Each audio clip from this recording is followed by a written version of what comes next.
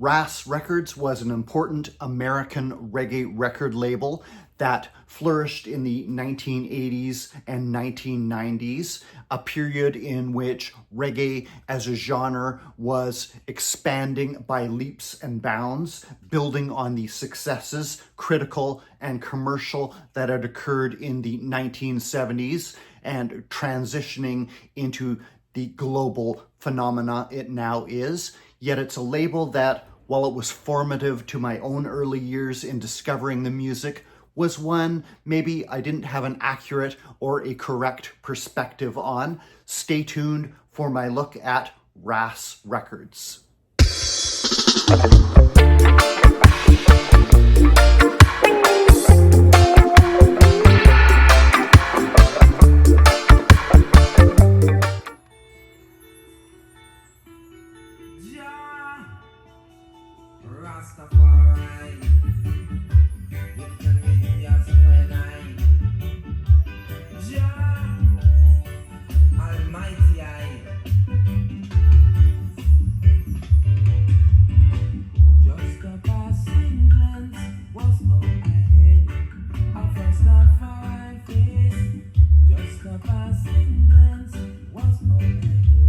Welcome to the channel, everyone. Thanks for joining me in the record room today. Recently, through a combination of circumstances, I've had occasion to revisit, re-immerse myself in the catalog of RAS Records out of the United States. Stands for Real Authentic Sounds. It's a label I've been familiar with for a long time, since very early in my reggae listening, reggae collecting journey. I used to pick up their CDs quite frequently in the mid to late 1990s, early 2000s, through to picking up the occasional title I would come across on vinyl. Yet it was a label maybe I didn't have the best or most accurate perception of for a long time. A lot of their titles could be found very inexpensively. Maybe I equated that with lack of quality, lack of authenticity, as it was an American label, although all the artists were Jamaican. The music was recorded in Jamaica. I can't quite quantify or explain it beyond that. Maybe it was even the 80s production values that started to creep into some of the music. But it was a label maybe I saw as, ironically, somehow not authentic enough, not roots enough for my tastes at that point. But that perception has begun to change. I'd become aware that some of the titles from the RAS catalog were very expensive now on the secondary market, quite hard to obtain original copies of. Finally, 2024 has seen some of those titles start to come out again in vinyl reissues, some in combination with the Diggers Factory label. And ultimately, on recent summer holidays, I finally got around to reading the autobiography of RAS Records founder Gary Himelfarb, right there, better known as Dr. Dread. The autobiography is called The Half That's Never Been Told, originally published in 2015 through Akashic Books, itself founded by a former employee of Himelfarb's at RAS Records, seen here with his good friend Gregory Isaacs. It's quite a frank tale, not only of the label, but also his life in general. He tells the story of how Gregory Isaacs pointed a gun at him at one point. Gregory, deep in the throes of an unfortunate and devastating addiction to crack cocaine. Fortunately, they were able to talk it through, calm things down. But that particularly had me revisiting RAS Records and made me realize that I was in a pretty good position to give a good display of the label, at least some of their earliest releases. As I've said, it was founded by Gary Himelfarb. He was quite an all-American American teen of Jewish background, played football in high school, but he also had started smoking marijuana, got quite deeply into drugs and growing his hair out and indulging in a hippie lifestyle. Once he graduated from high school, he got out of America, went backpacking down to South America, living quite a colorful, drug-fueled and nomadic lifestyle. On his return to the United States, he began working a variety of odd jobs and discovered reggae music through The Harder They Come, the film, and the influential soundtrack, and 1973's Catch a Fire, the island debut of Bob Marley and the Wailers. He became enthralled with reggae music, got deeper and deeper into it, began dreaming of visiting the island of Jamaica itself. He would finally do this in 1977, backpacking on foot all over the island, reasoning with Rastas, climbing the highest peak in the Blue Mountains, and picking up a variety of 7-inch, 45 RPM singles in his travels. On his return to the United States, he started a reggae radio show broadcasting out of Washington, D.C., playing reggae records for the audience there. The show was called Night of the Living Dread, and for it, he assumed the on-air persona of Dr. Dread. After a while, he began to realize that reggae was quite difficult to find in the United States. It was hard to find all these records. Unlike the UK, which had quite an established Jamaican presence, it was a much harder road for the United States. Geographically, a much bigger country, the population centers more spread out, the Jamaican population isolated to a few little pockets here and there, unlike the UK. So he conceived of the idea of starting a record distribution company, which he would call RAS Records. He initially partnered up with another man named Peter Pansegru, a reggae fan from Virginia. Peter would exit the business quite early on, but they would start RAS Records out of Gary Himelfarb's basement, packing up records to send to various record shops. They would get in touch with the manufacturing plants in Jamaica, Tough Gong, Sonic Sounds, and redistribute the records in America.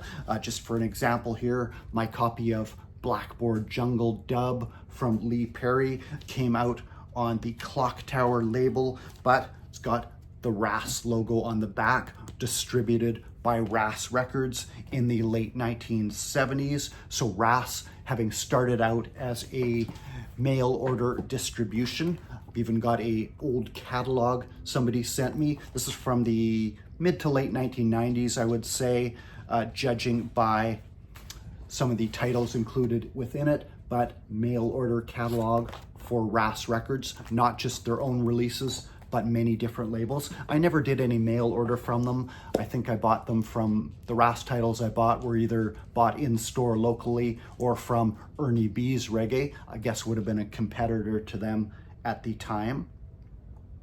But Gary began making more and more frequent trips to Jamaica, especially to the capital of Kingston, the music hub of the island. At some point, he experienced what he describes as a conversion to Rastafari, as the spirit of Jah entered his heart in guiding him for the rest of his life. He would discover in reggae music a zeal to spread, promote the music that had a message that he found profound and positive, one that could affect the world, and he wanted to spread this music as far and wide as he could. America still very much catching up to the UK and other parts of the world in their awareness of reggae. Finally, on one of his trips to the island in 1982, Gary was walking by Gregory Isaac's African Museum record shop on Chancery Lane in Kingston when he encountered reggae singer Peter Broggs. Peter Broggs, somewhat of a roots hero now, but little known at that time, but Gary Himelfarb had been playing some of the music from his debut LP, Progressive Youth, on his radio show in Washington, D.C. He told Peter Broggs this, and Peter did not believe him at first. He thought nobody outside of Jamaica knew his music until Dr. Dread sang him a couple of his songs, at which Peter Broggs got a big smile on his face. Then Dr. Dread told him that he had written a couple of his songs, and Broggs asked him to sing them to them. He loved them, and the two of them conceived of the idea of making an album together, which would be Dr. Dread's first foray into production.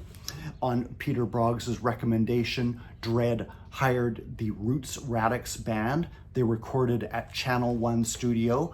They recorded the two songs Dr. Dread had written, as well as the remaining originals by Peter Broggs, and this would mark Rastafari Liveth, released in 1982 as RAS 3001, the very first album on the RAS Records label, now expanding beyond a mail order business into an actual record label. Rastafari Liveth, photos taken by Dr. Dread himself, included some signature songs of Peter Broggs, including Jaja Voices Calling, which he later did over for Jah Warrior Records, International Farmer, and others, was finally released as the first LP release on RAS Records.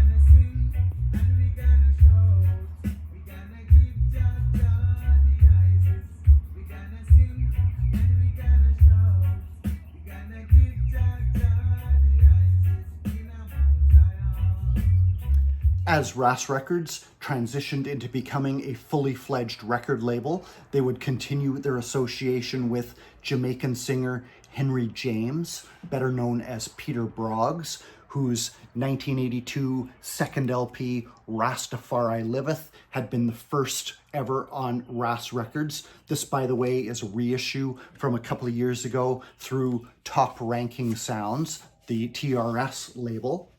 The original RAS issue, quite expensive to procure nowadays. RAS would also reissue Broggs' 1979 debut, Progressive Youth, the album Dr. Dread had been playing on his radio program.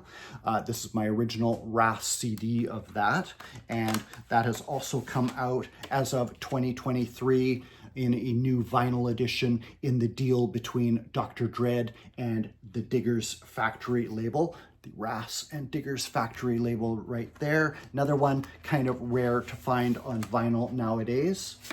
Reissued as of 2023, though not an original RAS release. Falls under their umbrella now. Their association with Broggs would continue through further follow-ups, such as 1985's Rise and Shine, his third LP, following up Rastafari Liveth. This originally appeared as RAS 3011. For the most part, I'll kind of run through some of these early releases more or less chronologically, going by the US catalog number, although some of my copies are Canadian and have a different numbering system. The by now familiar gray and white RAS Records label there. Rise and Shine by Peter Broggs. They would continue to release more music by him, including Rejoice and 1990s Reasoning, the late Peter Broggs. For their next series of releases, RAS would make a 3-album deal with Jamaican singer Freddie McGregor. Freddie at this point was viewed by some as a possible successor to Bob Marley. The passing of the great Bob Marley in 1981 had been a bit of an unfortunate boost to RAS Records when it was still just a distribution company with a link to Tough Gong Records in Jamaica. They had found themselves with the largest and most reliable supply of Bob Marley's LPs at a time when he had just passed. Demand spiked, and they were able to ship Bob Marley's records to record stores all over America. But Freddie was viewed at that time as a possible successor to Marley. He had the voice, the charisma, the looks. As I've often said, he could sing a phone book and infuse it with warmth and soul. Didn't quite work out like that. Maybe nobody realized at the time that there simply wasn't going to be another Bob Marley, but at that time, everybody was looking to see who the next figurehead of reggae as a genre was going to be, and Freddie was viewed as one with a shot at the throne.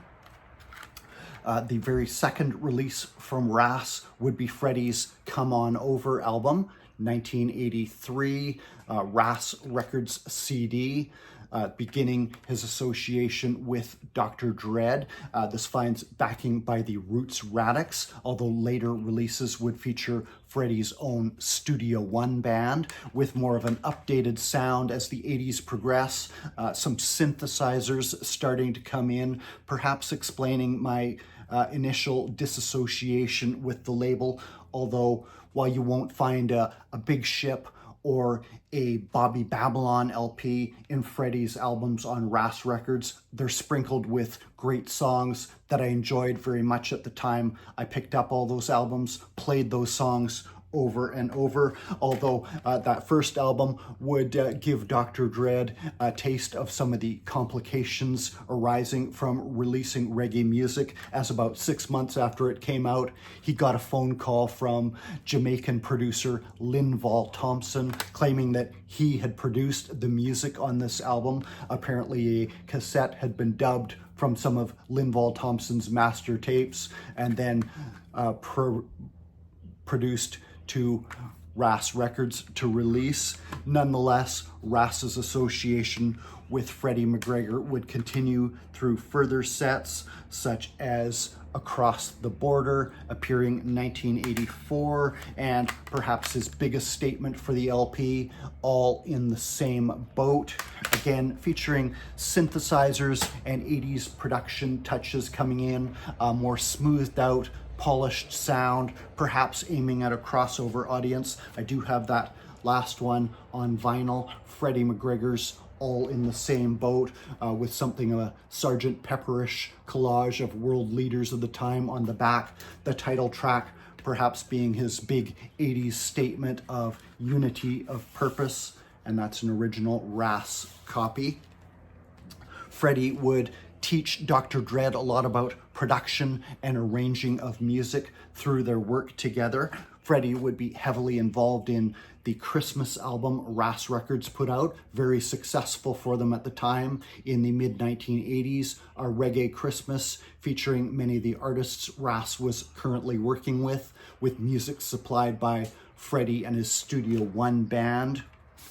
That one appeared through Attic Records, but it's a RAS Records release, Christmas reggae album. Freddie and his Studio One band would even play at Dr. Dread's wedding, although sadly it sounds as if, according to the book, they had a falling out at some point after that. Unfortunately, Dr. Dread doesn't have too much complimentary to say about Freddie in the book, but for a time in the early years of RAS, they did work closely together. The next release after that first one but with Freddie McGregor was the Melodians' Irie Feeling, RAS 3003 in 1983. Don't have that one in the collection, though I've seen it over the years. That would be Dr. Dread's first time working with a traditional Jamaican harmony group. RAS 3004 would be the dance hall DJ duo of Michigan and Smiley. trading their lyrics in combination on Sugar Daddy, RAS 3004, also 1983, original RAS copy there with the RAS Lion logo on the back. And the title track, Sugar Daddy, was a #1 hit in Jamaica and the subject of RAS's first ever music video. As the music video era dawned, quite dated to watch nowadays, it must be noted. I also have that one on CD, RAS CD. The next one release on RAS would be a Don Carlos compilation, Raving Tonight. Don Carlos with Gold, the cool and deadly dancehall singer Don Carlos, often harmonizing with Gold in his early years. That was RAS 3005 originally, 1983. You have that one on CD as well.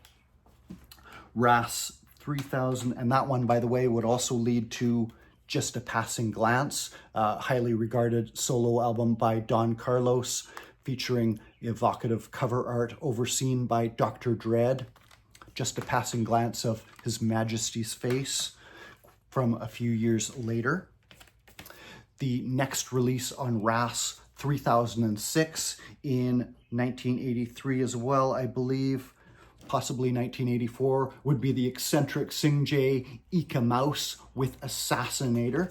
This is also one of the recent reissues that appeared through Record Store Day, this time in connection with the Sound System label on translucent green vinyl.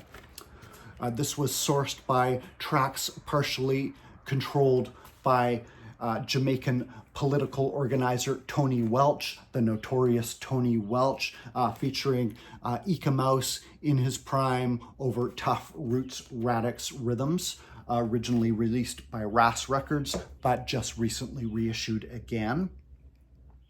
The next release on RAS would be RAS 3007 and 1985 we're up to, and this would begin an association with Jamaican producer Gussie Clarke. He had been around since the early 70s, but the mid to late 80s would see him entering his heyday.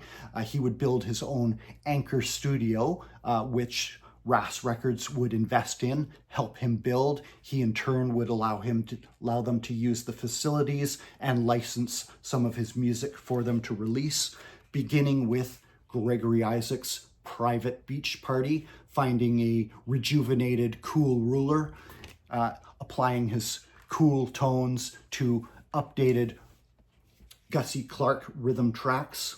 RAS Records release, originally released as RAS 3007, 1985, and that would lead to further works with Gregory Isaacs in connection with Gussie Clarke's and RAS Records, perhaps culminating in Red Rose for Gregory from a few years later, maybe his biggest LP with Gussie Clarke, different RAS label there. That one is from 1988 and features his massive hit Rumors as Gussie Clarke and his Music Works label hit their prime. Some of that music coming out through RAS Records. Further LP releases on RAS would be an album by female singer J.C. Lodge. I believe that one only came out on cassette at the time, not in my collection. Then Brigadier Jerry, Jamaica, highly regarded dance hall DJ. This was actually his debut, something of a coup for RAS Records to capture him on record in the studio for the first time. A DJ better known for his live sound system performances, cassette tapes of which circulated all over the world, but RAS catching him for the first time in the studio.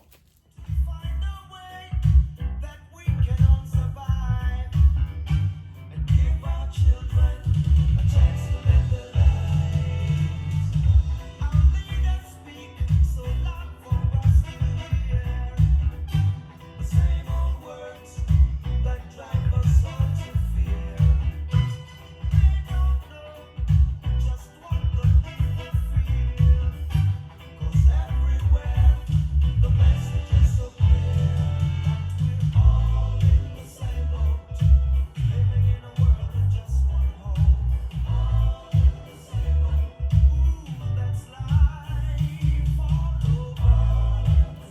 as RAS Records continued to grow and expand through the 1980s, building its catalog of releases, growing its staff levels, expanding far beyond its origins, boxing up records in Dr. Dre's basement. Bigger and bigger name acts within the world of reggae would begin coming to the label. One of these would be reggae vocal group Black Uhuru, who had been the winners of the first ever reggae Grammy for their 1983 album Anthem. But in the meantime, the group had gone through some lineup changes. Lead singer Michael Rose had departed, and it would be a reconstituted group now with Junior Reid on lead vocals that would make a deal with RAS Records for the follow-up album to that Grammy-winning album. It would appear in 1986 as Brutal on RAS Records, RAS 3015, the 15th release on the label, going by the original US release on the familiar gray and white RAS label. The first album with Junior Reid on lead vocals would feature Fit You Happy Fit, extolling the virtues of physical fitness, as well as highly touted single Great Train Robbery. I do have the 12-inch single of that, Great Train Robbery by Black Uhuru. This would also receive a music video, and this is a promo copy. That is from RAS Records. This album, Brutal, would be followed up by a dub version, Brutal Dub. I do not have that one in my collection. Both albums would be nominated for Grammys. They would not win, as would a follow-up album, Positive, and its dub counterpart, Positive Dub, both released on RAS, both nominated for Grammys, though they did not take it home. Following that stint of 4 albums, 2 vocal albums, and 2 dubs on RAS, Black Uhuru would move on to the Mesa label.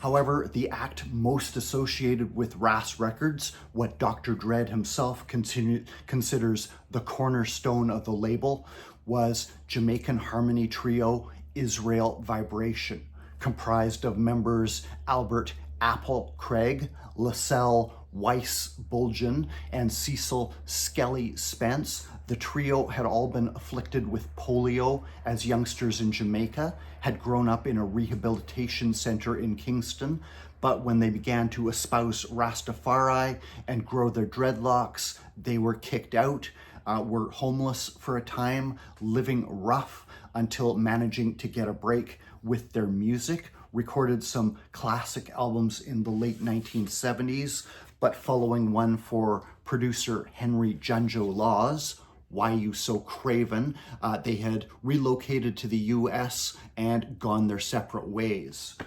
Why You So Craven would be later on reissued by RAS Records. It's my original CD copy from RAS. And just to note, most RAS CDs would have the familiar catalog insert, so you could order other titles from the label. And that Why You So Craven album was just recently reissued, again in connection with Digger's Factory, though not originally a RAS release on vinyl. It now falls within the mandate of the label, RAS Records, just reissued through Digger's Factory as of late 2023, early 2024. However, upon relocating to the US, the group had gone their separate ways, and all 3 were pursuing solo careers, and all 3 got in touch with Dr. Dre to release their music. However, he wasn't quite impressed with any of their solo music. He felt none of it matched the music they had made together as a group, so he suggested that they reform. Eventually, the group would agree and would return with their reunion album in 1988, released on RAS Records, called Strength of My Life. I did a video on Israel Vibration a couple of years back when one of the members passed away. This is a key album that was missing from my collection. It's quite expensive to get the original RAS release, but this again has just come out as of 2024, again through Digger's Factory, and a very nice sounding reissue it is of a quite hard to get album. A triumph for the group as they return to form. Israel Vibration, Strength of My Life. There's all three members there. The group would tour to support that album, promoted by Dr. Dread. They would record follow-up albums such as 1990's Praises. That one also not in my collection, though it has just recently come out again through Digger's Factory. I might have to grab that one. And then they would have an album called IV, which I don't have the vocal album of that, but it would have a dub counterpart, IV Dub, my original CD copy. Own that since new, as have I On the Rock from 1995, RAS Records, and 1996's Free to Move, which would feature, On the Rock would feature Rude Boy Shuffling, quite a well-known hit song for the group in their second incarnation with RAS Records. The group would keep touring, building up an international fan base, the records selling better and better. However, despite all their hard work, Dr. Dread noticed that things were starting to fall apart. The group was being racked by internal divisions. Albert Apple Craig getting difficult to deal with. In a kind of a funny anecdote he tells in the book, Apple would refuse to use gas station bathrooms while they were on tour, driving around in the bus. It would have to stop, rent a hotel room strictly for him to use the bathroom before moving on to the next show, their next destination. As he says, those were some expensive craps, but Albert getting difficult to deal with, and would ultimately leave the group for a solo career, leaving Weiss and Skelly to continue on as a duo. I saw them live once in that form, and now they're still continuing, only one member remaining, but forever indelibly associated with RAS Records.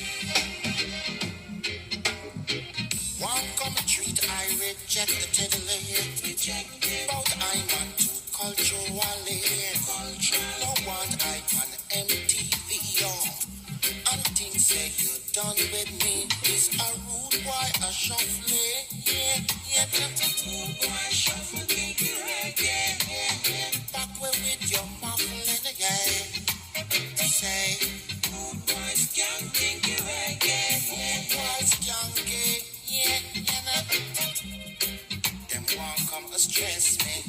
Another legendary Jamaican vocal group that would benefit from an association with RAS Records in a later phase of their career was Culture, fronted by the charismatic Joseph Hill. Culture would first link up with RAS to release their 1989 album Good Things, seen here, vinyl copy here. This appeared in 1989 as RAS 3048, inching close to 50 releases on the label by now. RAS there, and this is my original CD copy I've owned for many years. Also had to bust out the Good Things t-shirt. I bought that the one and only time I saw Culture live in concert. They had this shirt at the merch table, although they were a couple albums ahead by that point. It was a little bit old, must have been a leftover, but glad to still own that all these years later. Culture would continue their association with RAS through intermittent albums in the years to come, including the landmark 1996, One Stone, marking a serious creative resurgence for the group that had been active since the 1970s, some of their strongest material in years. I also have a RAS promo photo somebody sent me, same person that sent that catalog earlier, from around the time of the One Stone album. Joseph Hill there, original RAS promo photo. Have ones of Don Carlos and Mighty Diamonds as well, though I'm not aware of any Mighty Diamonds releases on RAS. The One Stone album would be followed up by a dub version, Stoned, also on RAS. A follow-up album, Trust Me, with a sly grin on the face of Joseph Hill. Maybe not so trustworthy in that moment. Maybe that's the idea there. And then the Payday album. Joseph Hill, the late great Joseph Hill. That Payday album would also be spun off into a dub version. Scientist dubs culture into a parallel universe. These are all my original copies, owned since new. These were the new albums by Culture that were coming out when I was just discovering their music, and it was a great time to get into the group as they were undergoing this creative resurgence with RAS, as well as Heartbeat Records. They were putting out some material on. Great comic book style cover there. This has been reissued within the last couple of years on vinyl as well. RAS would also issue Culture's Live in Africa, but sadly their association would be cut short by the untimely passing of Joseph Hill.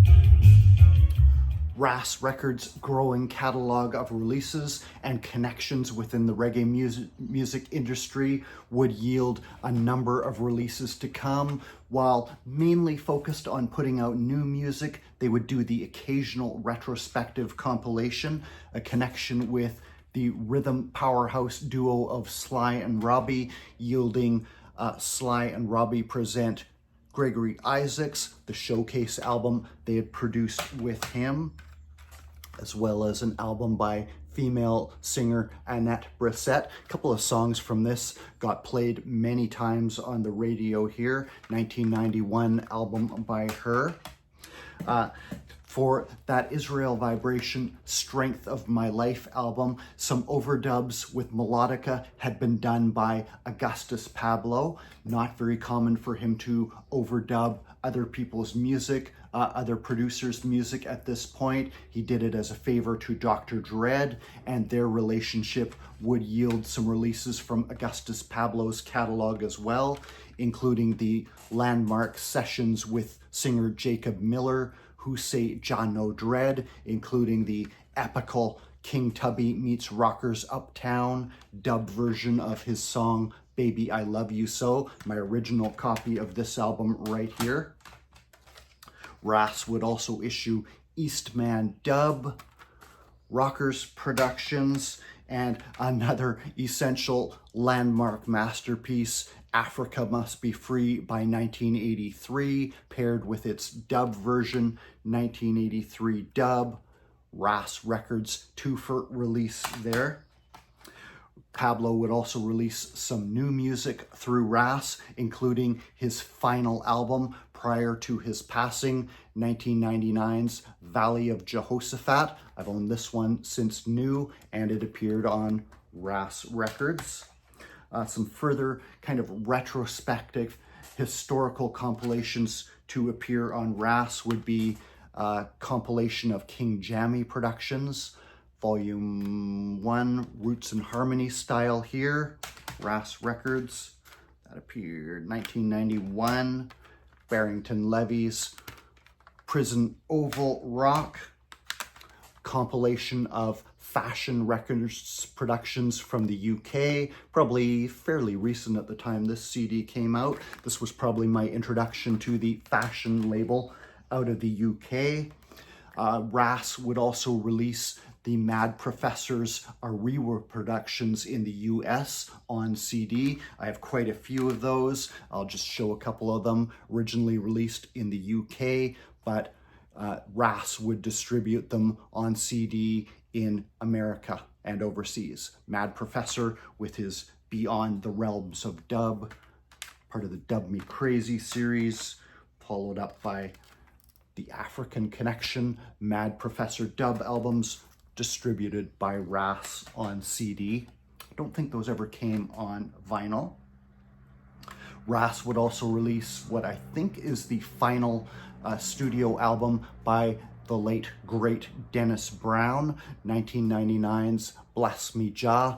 Owned that one since new as well. And they would release a tribute album, May Your Food Basket Never Empty. The whole reggae world shocked by the passing of Dennis Brown in the late 1990s, 1999. I can still remember where I was when I heard the news that he had passed. RAS would issue the Best of the Best series, looking at some of the great producers of reggae music, various artists compilation. Terribly dated cover art on these, but again, they were in many cases my introduction to the catalogs of some of these producers. Best of the Best, Volume 2, looking at Philip Fatus Burrell's Exterminator label. Fatus Burrell would be a good friend of Dr. Dread and the RAS label and release further productions through RAS in the 1990s. Philip Burrell and his Exterminator label, perhaps the leading proponent of modern roots era, as a roots revival began to take effect in Jamaica in the 1990s and early 2000s, and Exterminator high performance dub would come out from RAS. The new roots singer Prince Malachi would release Jah Watch Over We, produced by Fatus Burrell, and his own self-produced Jah Light would appear through RAS. The great dancehall singer Frankie Paul's albums with Fatus Burrell, A We Rule, and Freedom, the Exterminator sound in full effect. In many cases, first heard by me through RAS Records releases as this thrilling new phase of the music unfolded in the 1990s, and perhaps one of the most preeminent roots singers of that era was Luciano. Some of his early albums also moving up here from 1993 would appear through RAS Records. Dr. Dread's old friend Freddie McGregor, his Big Ship label, would be the subject of Best of the Best Volume 5, while Volume 6 would look at Winston Riley's Techniques label. Another series RAS would initiate was the RAS Portraits series, kind of greatest hits collections looking at various artists. In many cases, my introduction to many of these songs, some of the legendary singers and their best known songs. Coco T's RAS Portraits, great dancehall singer Coco T. RAS Portraits series from RAS Records. They would continue releasing new music by bands such as Mystic Revealers, Jamaican roots band of the 1990s. They would also have a RAS Portraits entry in the series. The Space and Time album by Mystic Revealers, quite a highly touted young roots band of their time, and Space and Dub, all of these appearing through RAS Records.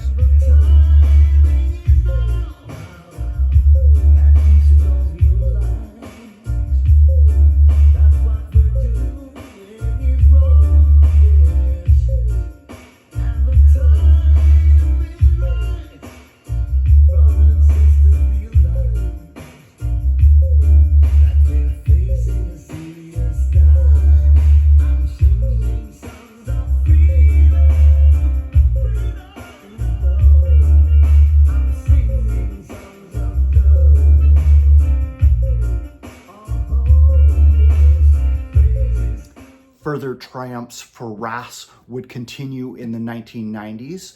In 1990 itself, following the birth of his first child, Dr. Dread would conceive of a project called Reggae for Kids, a various artists album pairing up big name reggae singers covering songs aimed at younger listeners, more soothing style of reggae music.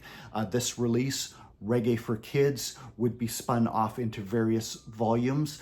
The first one generating over $1 million in revenue for the label and resonating with audiences far beyond the traditional reggae demographic, picked up by educators and parents alike. A massive hit for the label, not in my collection. The mid-1990s would see RAS Records win its first ever Grammy Award for one of its releases. They'd been nominated several times before that, but at that point, they released Bunny Wailer's Hall of Fame double CD, tribute to Bob Marley. Bunny Wailer had been a founding member of the Wailers. He had an association with Dr. Dread that went back a number of years to Dr. Dread's early days at RAS as a mail order company. He would distribute Bunny's Solomonic Productions in America. The publishing arm of RAS, Tafari Music, would also handle Bunny's business affairs, and in later years, Dr. Dread would function as something of a tour manager for Bunny Wailer himself. Bunny contributing an introduction to the Dr. Dread autobiography, Deep Friendship and Respect Between the Two, the late Bunny Wailer, of course. By the late 1990s, Dr. Dread had sold a majority share of the label to larger independent Rounder Records. However, times began to get a bit tighter. Sales started to drop. Restraint started to become the order of the day. As the decade progressed, the internet developing, stale sales of physical releases starting to soften. In 1997, Dr. Dread would take the step of buying back the majority share in RAS Records from Rounder, becoming again the sole owner of the company. However, by the turn of the millennium, around 2001, a distributor of RAS went out of business, costing the company $300,000 and leaving their releases stacked up in warehouses, unable to be sold. At this time also, the rise of Napster and various other downloading sites eating into record labels' profits, retail stores beginning to close up, Dr. Dread blaming the situation squarely on greed by major labels. By 2001, he would become concerned enough about the situation that he would begin looking for an exit strategy as an independent owner of the RAS Records label. He would negotiate the sale of the label to Sanctuary Records. They would continue on for a number of years like that. He would continue overseeing releases on RAS as part of the Sanctuary umbrella of companies, of labels, including a well-received Bob Dylan tribute album featuring reggae artists covering Bob Dylan songs. That one also not in my collection.